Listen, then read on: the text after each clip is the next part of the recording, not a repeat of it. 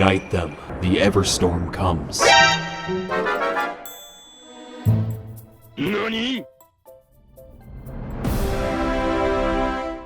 Book 4 in the Stormlight Archive, Rhythm of War, is set to release later this year, November 17th to be exact, and I don't know about you, but I have pretty much been counting down the days. There's a lot of things to talk about, a lot of speculation after reading the third book, so I'm here to bring you 5 theories after reading Oathbringer. But before you strap on your tinfoil Shardplate, you crazy airsick lowlanders, a quick word from today's sponsor. This video is sponsored by Skillshare. Now, Skillshare is an online learning community that offers thousands of creative classes on topics including graphic design, creative writing, photography, music and video production, and so much more.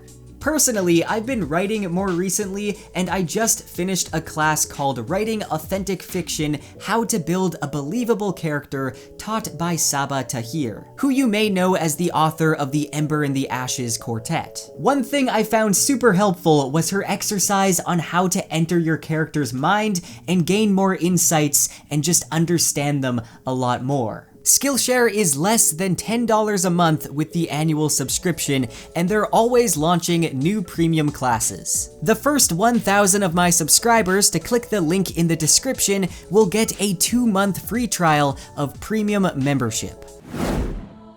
Now, there's gonna be plenty of spoilers, obviously, so make sure you've read up to Oathbringer. I would say one of my favorite things about Oathbringer is how much time we get to spend in Shadesmar. This, of course, is the cognitive realm that binds both the physical and spiritual realms together. And it's here, in this strange land of endless glass beads and crystal trees, where we get to see the spren of Adolin's Shardblade. Mayalaran, or as Adolin nicknames her, Maya, is a Deadeye cultivation spren who was once bonded to an edge dancer, but was killed when the oaths were abandoned. But it's kind of hard to judge how dead a Deadeye spren really is. While Maya doesn't really react to a whole lot besides occasionally screeching, she has shown that she still contains some level of consciousness. And there's even some indications that she may be awakening once again. There's that moment in Shadesmar when she protects Adolin from one of the fused, and receives a stab wound in the process. And later on, during the Battle of Thaylen Field, Adolin gets the sense that she's meant to fight the Thunderclast, and that fighting reminds her of when she was alive. This is when she tells him her name and even appears in his hand in 7 heartbeats instead of the usual 10. And when Adolin is no longer able to fight the Thunderclast, she sends him a sensation of resigned agreement when he lends his blade to someone else. All of this makes me believe that she's going to be awakened at some point.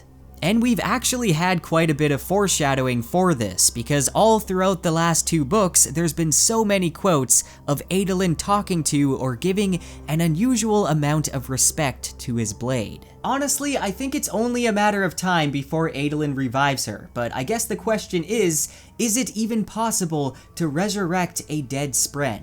When asked if Adolin would ever be able to revive his blade, Sanderson said that it would be very difficult because in most cases, the original person who broke the oath would have to be the one. So I'm not sure how that's gonna work out, but if Adolin did bond to Maya, he would become an edge dancer and have the surges of abrasion and progression, meaning he could make organic life grow faster and also manipulate friction and slide around like lift. We should also consider the second ideal of the edge dancers.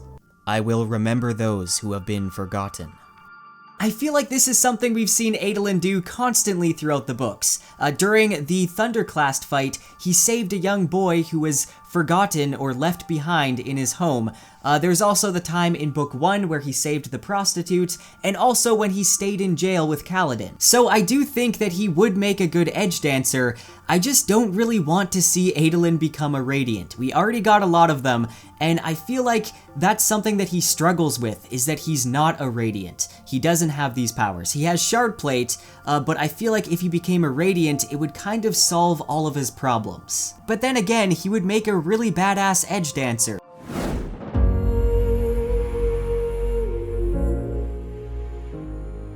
Good night, dear Urathiru. Good night, sweet sibling. Good night, Radiance. Urathiru needs to be awakened and brought back to its full functionality, and I think there's several clues that hint at the Sibling being what's needed to jumpstart the ancient tower. So what is the Sibling? Well, in chapter 64 of Oathbringer, Dalinar asks the Stormfather about the other bondsmiths. And we learn that there can only ever be 3 bondsmiths, one to bond to each sibling.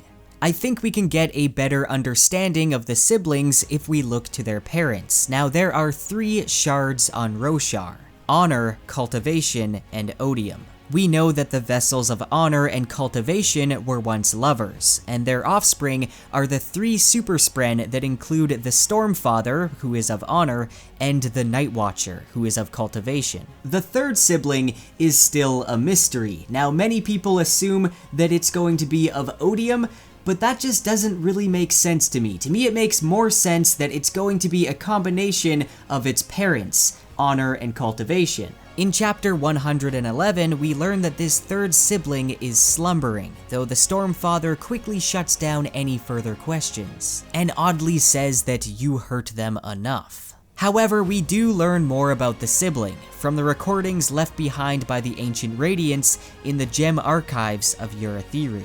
Recordings which seem to link the sibling to the health of the tower, with the tower's functionality declining due to the withdrawal of the sibling. So it kind of sounds like to me that maybe the sibling is the Spren of Urathiru. The records describe the tower as a living thing, with a heart of emerald and ruby and veins of garnet. Now they have tried to infuse the Pillar of Gemstones within the tower to no avail, and I think that's because the sibling is meant to reside within that pillar, and be the heart that powers up all the fabrials of the tower, creating one giant fabrial. When the sibling left or fell asleep, the tower shut down, forcing the Radiance to leave. In the epigraph of chapter 44 of Words of Radiance, we learn that there was one bondsmith who was always at Urathiru. I believe this bondsmith was bonded to the sibling, and since Dalinar is already bonded to the Stormfather, I think we'll need a new bondsmith to bond to the sibling. I'm not really sure who this person would be, but I would like to see Shallan go to the place of Urathiru in Shadesmar and see if she can communicate with the sibling. Or maybe since Lift is half in the cognitive realm, she'll be able to find and talk to it somehow. In the days leading up to Honor's death, he spoke of the Dawn Shards, ancient weapons that were used to destroy the Tranquilin Halls. And we now know that the Vorin Tranquilin Halls are actually the planet known as Ashin, where humans once lived before destroying it and finding refuge on Roshar. Honor claimed that the Dawn Shards would one day destroy Roshar just as their ancestors had destroyed Ashin. Though in Dalinar's final vision, Honor seems worried about how mankind would survive without the Dawn Shards, alluding to them being a crucial tool to defeating Odium. Though the Dawn Shards have only been mentioned around 4 times in the books so far, I think it is clear that they're going to appear in history once again. So where are these ancient weapons hidden? We know that the kingdom of Aemia was once completely destroyed, and while this is speculated to be caused from the actions of one of the Unmade, could it actually be the destructive result of a Dawn Shard? We know that the Aemians are guarding a secret on the island. In the 4th interlude of Oathbringer, we're introduced to Kaza, a soulcaster savant who's slowly turning to smoke, and she attempts to visit Akina in order to find a cure. Now, Akina is the ancient capital of the Silver Kingdom of Aemia, the capital that's now in ruins, but it's also known as the Rock of Secrets. So what secret does it hold? Well, when Kaza arrives, she speaks with a cook who reveals that he is aggressively guarding something that men must not again discover. He mentions that this secret could cost the ends of worlds, which sounds a lot like a Dawn Shard to me. Now, the cook ends up being one of the Sleepless, and we know that the Sleepless are old allies of the Knights Radiant, and they use their creepy Kremlings to spy on people and events going on around the world. So maybe the Sleepless were the ones entrusted to guard the Dawn Shards in Amia. It mentions that there's hidden undersea caverns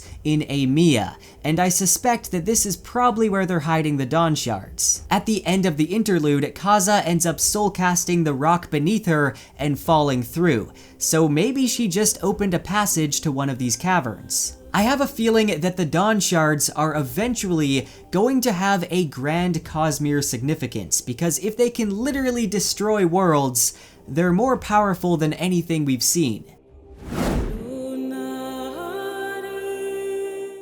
Above, the man in the blue uniform leaped into the chasm. He fell beside the hole's perimeter and stretched one hand toward Venli. His other ground against the rock wall, hands scraping the stone. Something flashed around his arm, lines of light, a framework that covered his body. His hands didn't bleed as they scraped the stone.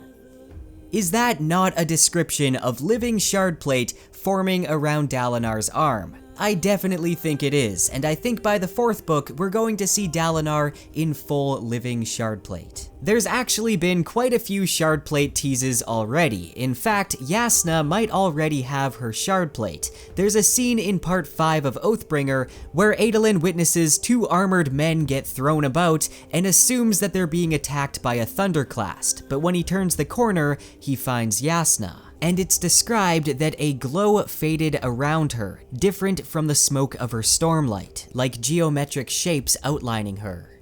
I don't think that either her transportation or soulcasting abilities can do that, so I think that she has Shardplate. Kaladin has had a few moments where you see glowing lines appear around him, not quite Shardplate, but I think he's getting there. And then there's Shallan. Now during the Battle of Thaylen Field, when Shallan is lightweaving an army, we see both her other identities, Veil and Radiant, form from the mist, but Radiant is wearing glowing garnet Shardplate. Now this is the first time that Shallan has lightweaved Radiant in Shardplate. But what's really interesting is that later on, when Yasna turns to Shallan and tries to grab her by the arm, Shallan wavers, and she finds out that that was the illusion. It turns out that Radiant was the real one.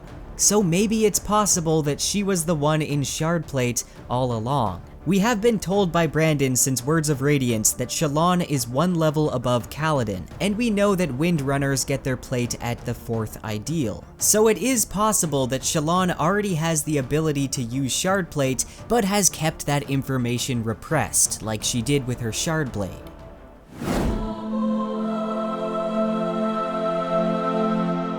Brandon has confirmed that the Unmade are splinters of Odium, and Odium uses these ancient and twisted spren to influence things on Roshar, including how people think and act. We've officially seen 5 of the 9 Unmade so far. However, I think there's one more that we've already seen way back in Book 1. In Interlude 5 of The Way of Kings, Axes the Collector comes across an enormous sea blue semi-transparent spren, known as Kusikesh the Protector by the locals of Kassator. At exactly the same time every single morning, Kusikesh rises from the water of the Bay of Kassador and takes the form of a column of water with 4 long arms, and a face that rapidly shifts between male and female human faces, and is always looking towards the origin. This description alone doesn't sound like any other known spren. Also, Axes notes that it often leaves those who witness it with a feeling of being drained. Now, we know that the Unmade seem to have an effect on people in their radius. Take both the death rattles and the thrill as an example. So this feeling of being drained could be the aura of an Unmade, though it does seem to be a fairly weak one compared to the others. Sanderson puts a lot of foreshadowing in his interludes, and I wouldn't put it past him to hide one of the Unmade in plain sight. Now, I am just starting up my year of Cosmere on the channel, where I'll be posting a lot of Cosmere related videos, which I'll be adding to a playlist if you want to check that out. If you'd like to support the channel and have your name added to the magical scroll, then make sure to join my Patreon. A big shout out to my most recent high tier patron, Jabachi. I really appreciate the support.